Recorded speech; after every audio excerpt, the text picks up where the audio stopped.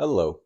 I just wanted to make a video for youth and young adults talking about suicide and suicidal thoughts.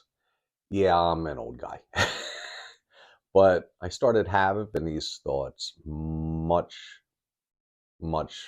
uh, far back. I think that I can recall when they were solid thoughts when I was just about 13 or 14, a freshman in high school. But I can remember them even further back, about, I guess, about like six or seven. But it's not something that people talk about because there's a theory out there that if we talk about it to youth and young adults, it gives you ideas. But to me, they're already there. So I wanted to address them. Um, and I'm just trying to recall back. I'm 52 now. I still have the thoughts.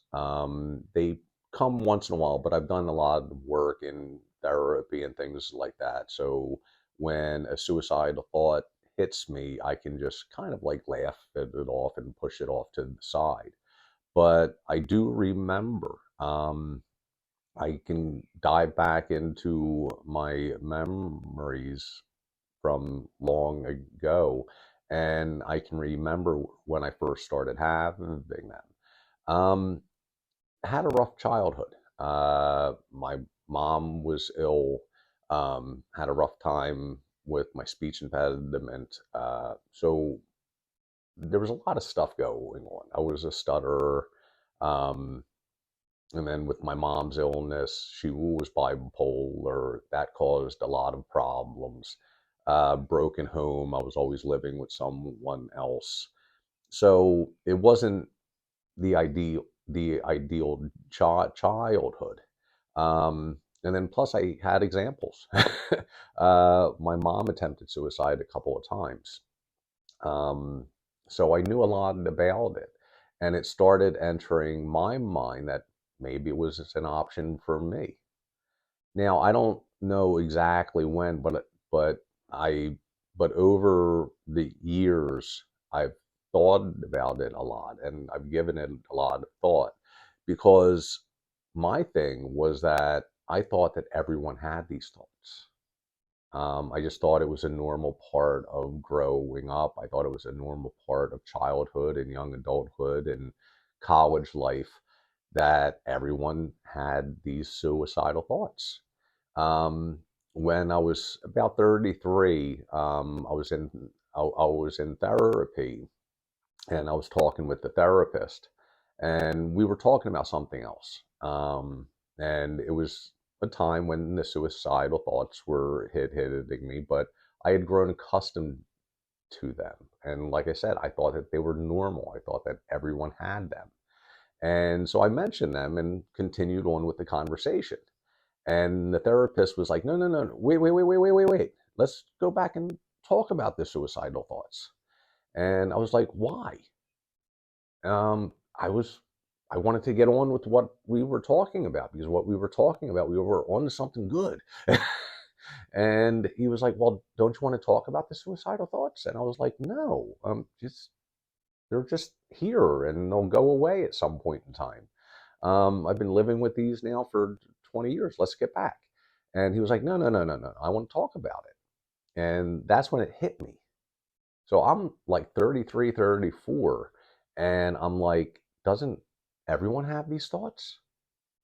And he looked at me, and I don't remember the exact conversation, but he was just like, "No, this is not normal." He's not going to say that. He's a trained therapist. You don't say normal, abnormal, or whatever. For me, I'm not a trained therapist. I'm not a therapist, psychiatrist, or any profession with an ist about it, but so I can say it. They're not normal. Um, and I thought that they were.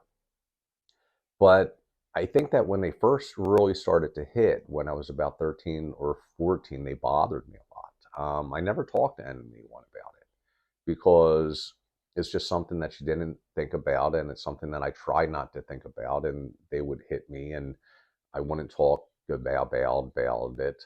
Um, and then it just grew into a thing where I would have these suicidal thoughts, and they would be with me for days, weeks, months sometimes, where I would have the thoughts a few times a day, just maybe I ought to kill myself. And then I'd brush them aside. I call it passively suicidal, where they were like gnats on a summer evening. You brush them aside and get on get on with your life. Now, because like when I was about like 13 or 14, I forget exactly when, but sometime during my high school years, I had gone through my mind on all the ways that I might do it. Um, when you put a plan into action, that is when you go from passively suicidal to actively suicidal in my mind. Um, so I had never put a plan into action because I had thought through all the different ways and discarded them as not being for me. So I just had these thoughts that I ought to end my life. Um, so to me, they became gnats on a summer evening. Now, because I never talked about it, and because they became normal, um, I went from passive to active twice now, where the gnats on a summer evening, as I put it, became hornets. And you can't do anything about that. So when I was 30, and then again when I was 48, I put a plan into motion to end my life. Um, and I still wasn't really talking about these things. Uh, so why didn't I talk about these things? Why did suicide become an option for me? What caused it? Um, how do you deal with this? Uh, I think that a part of it is that, like I said, I remember being young. I remember the hard childhood. Um, I remember other younger people that were experiencing this. And the only thing that I can come up with is that at the time, and I'm not trying to talk down to you, this is just a reality. When you're younger, your world is much smaller. So as you get older, your world expands. So within that world, and I remember it, the hormonal changes, and then I had a daughter where her world was ending like 6, 7 times a day. I mean, a week. And I remember these periods. And I remember just my heart breaking for her and my heart breaking for the younger version of me, where my world is just so small. And that is the disease that is depression. It's an illness, it's treatable. It's just like cancer, it's just like any other illness out there. Suicide, to me, a person doesn't commit suicide. The new language out there is a person dies from suicide, and I think that that is wrong as well. To me, a person dies from the disease that is depression. To me, that's the most accurate way of putting it. Um, but just when I know that when I became suicidal, um, like when I was both passively suicidal and then when I went to actively suicidal. So let's talk about the passive first, with the suicidal thoughts that would pop into my head. My world had gotten smaller. So suicide becomes like an option to escape that smaller world. Then when I went to actively suicidal, it became smaller, where my life was just the here and the now and the pain, and there was no escaping it. And I wasn't talking about it. I wasn't talking about it to a therapist. I wasn't talking about it to my parents. I wasn't talking about it to family members.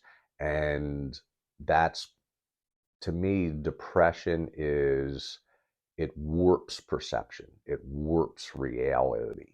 Um, I talk a lot about it in my book and in various places about how to be suicidal, you have to ignore the basic function of self survival. And how do we get there? And how do we get past it? Because there's a lot of reasons why I wanted to commit suicide, but the main reason, I mean, there's a lot of reasons that contribute to it, but for me personally, I come from a huge family. I have a huge support network, um, and I wanted to save them the burden, which is completely wrong. Um, but even now, like, I can talk to some family members about it, but not all my family members, because a lot of family members just don't understand depression. They don't understand. They can't communicate with me. Um, so I stick with the people that can communicate with me. Um, and then just the whole thing was that my world had compressed. I'm having these thoughts, and what it does, when I was actively suicidal both times, um, it puts me into a place of the here and now. So, like I said, the first time I was 30, the second time I was 47 or 48, and it warps time, warps perception. So I couldn't remember. I mean, like, yeah, there's been a lot of bad times in my life. There's been a lot of rough times in my life, but there's also been a lot of beauty and amazing experiences. I've lived a long life. Like, one friend once said that it seemed that I lived for 10 years what everyone else did in 1 year. When I hit about 50, another friend mentioned that it seemed that I lived in half my life what most people can do in 4 lifetimes. So I've had this amazing life. I've traveled extensively. I've been a leader and an educator in my industry. I've been successful, but during the times where I'm thinking about suicide, I forget all that. I have these amazing people in my life, absolutely amazing, wonderful, loving people in my life that love me and adore me, and I forget about them. As a matter of fact, when I'm suicidal, they piss me off because they're holding me to me with that warped perception of things. um, they're holding me back from committing suicide, and that pisses me off because I'm like, because I compared suicide with cancer, or I compared depression to cancer. So I had sat in a bed with a friend of mine, um, my oldest and dearest friend, who I met in high school when I was about 15, and she was dying from cancer. And every night I would go to her hospital room. She battled it for about 14 years. Um, and then it was at the end, and the end took about a month, where I was going into her hospital room. And I would read to her every night, just hoping that the pain medications were doing their thing. And then she finally passed away into a better place. I have a whole thing about that.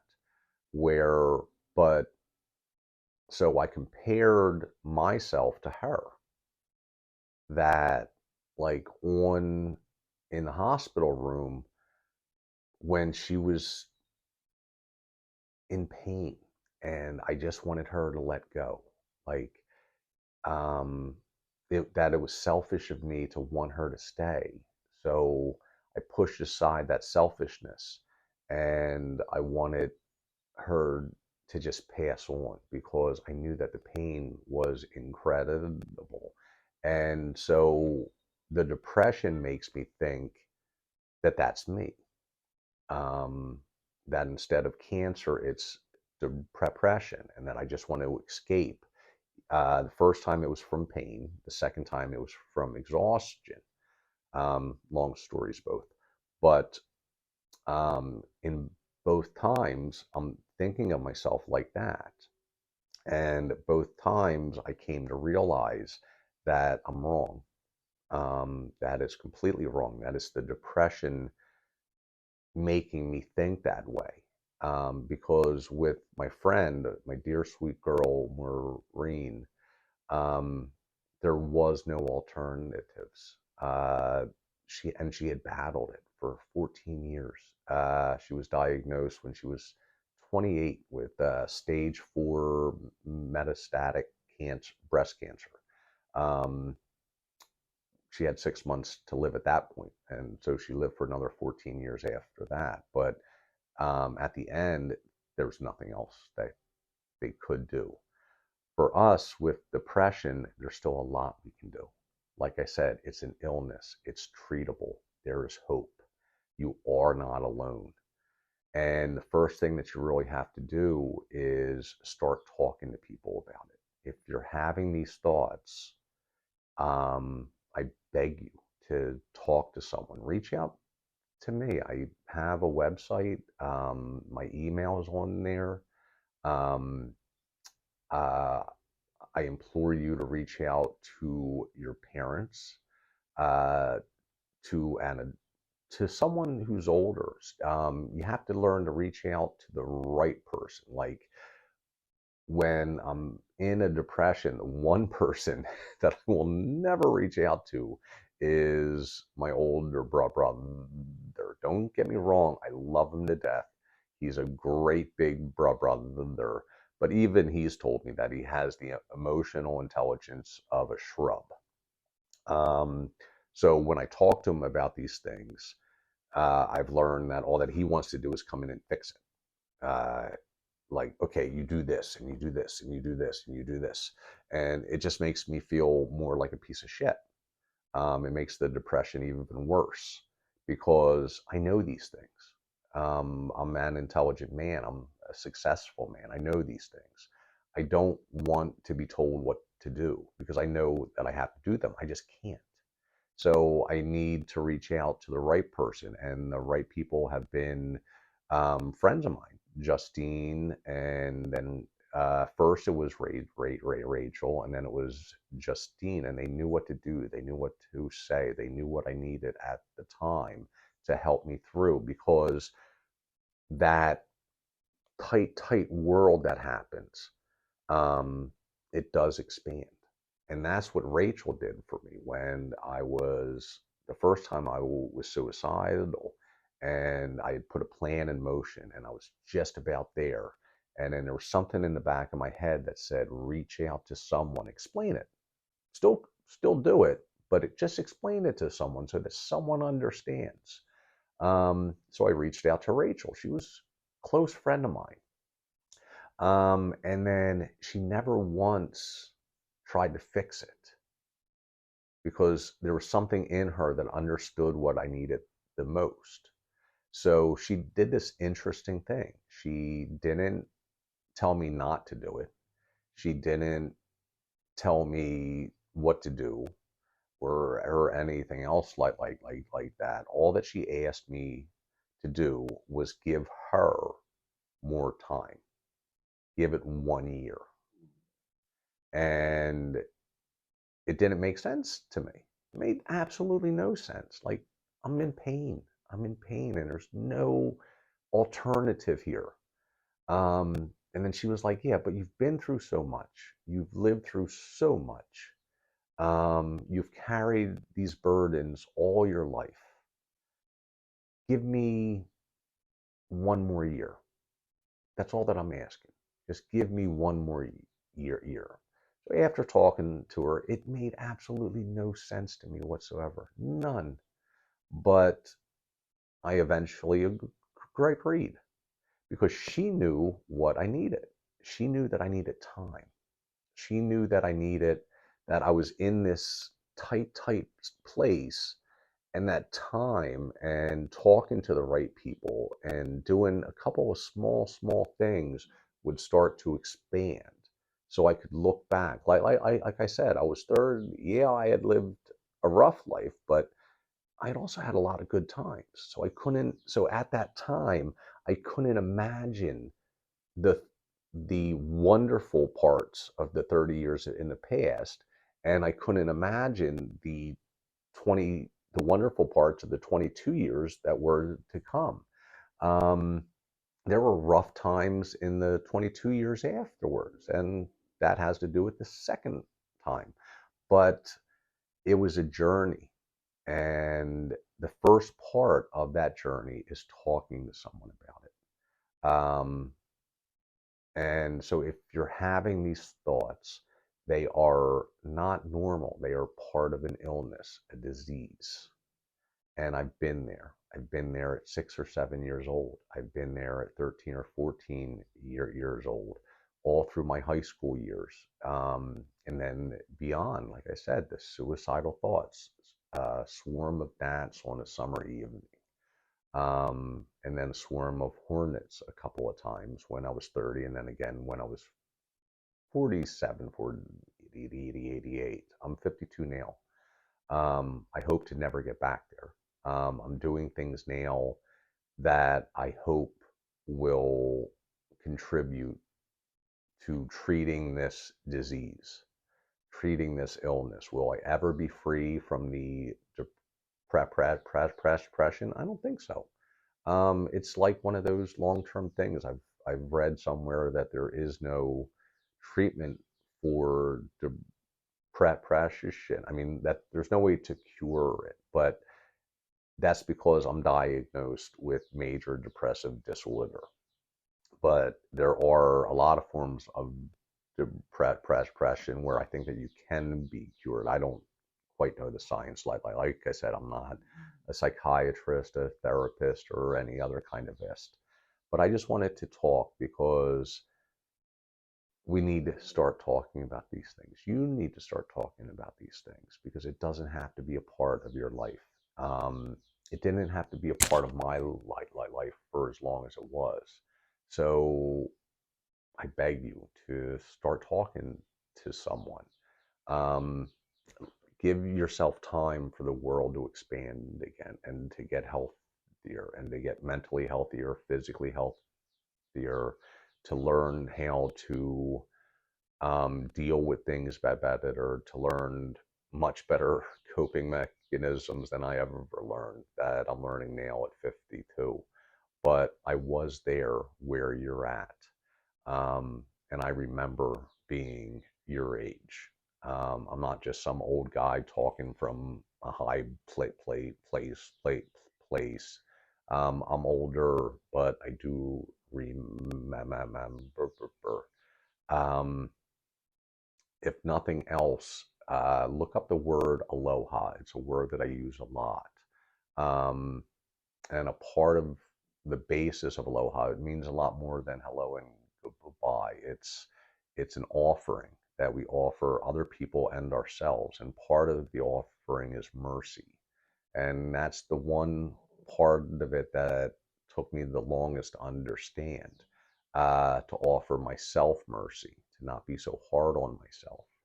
Um, and it's something that I'm still struggling with. It's something that I'm still on a journey about. I have a website, I do a podcast, I do a lot of things. Um, so I'm working towards that. But so I just wanted to make this video because I know that a lot of people don't talk about it, and we should be talking about it a bit more. So aloha, and if you're having these thoughts, talk to someone. Find the right person to talk to and start talking. I am listening. Depression is a disease. It is treatable. There is hope, and you are not alone. I swear to you, you are not alone.